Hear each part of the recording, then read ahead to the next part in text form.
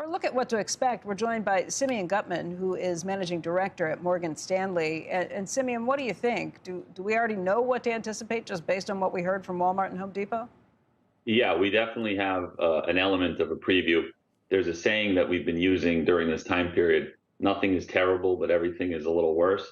That's kind of the tone that Walmart and Home Depot set. And I think that's the tone that Target and Lowe's, I think, will embed as well.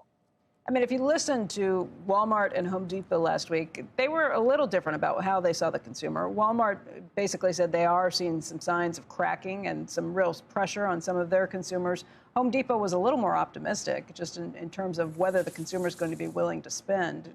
Is that conflicting reports? How do you kind of match that up?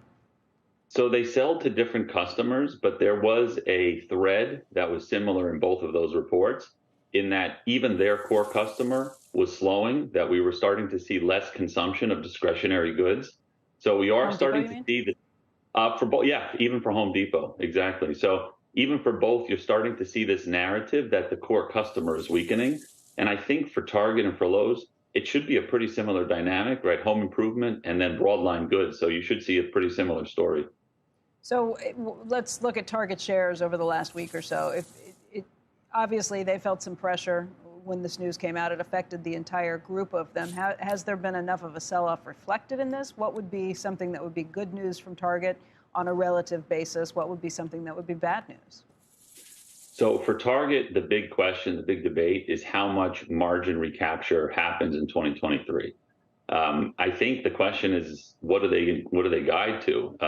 Right now, they're earning around a 3.3% EBIT margin. That's the expectation for 22. They were earning at the peak of COVID north of 8%.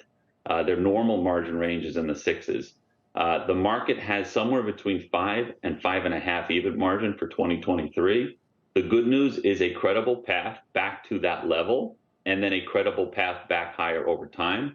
Target is sitting on $30 billion of more revenue than they did in 2019. And so how do they take that extra revenue and convert it to structurally higher profit? That's the good news. The bad news is that if it takes longer than investors expect to get that profit back, whether it's fulfillment costs, supply chain costs, a longer period to get that back, I think would be bad news. What do you think of the stock?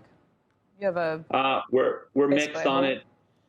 Yeah, look, it's one of the more intriguing and inexpensively valued large cap retail names. It's a phenomenal franchise. They have a great brand, great receptivity. If you look at 2024 estimates, the stock is already pricing in a pretty healthy rebound in margin and in sales. So we're on the sidelines. We're intrigued. We're waiting for a better entry point.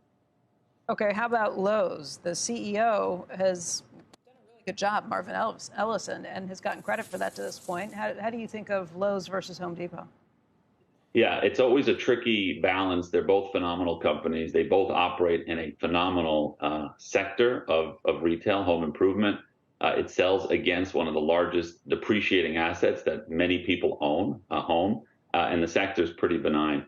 They've done a great job, Marvin and team, driving sales, driving margin. I think it's more of a macro call at this point. Lowe's is a lot more inexpensive relative to Home Depot, call it 14 to 15 times on earnings. Home Depot somewhere between 19 and 20. You're paying for that potential to drive margin over time. But right now, they're both susceptible to the macro environment.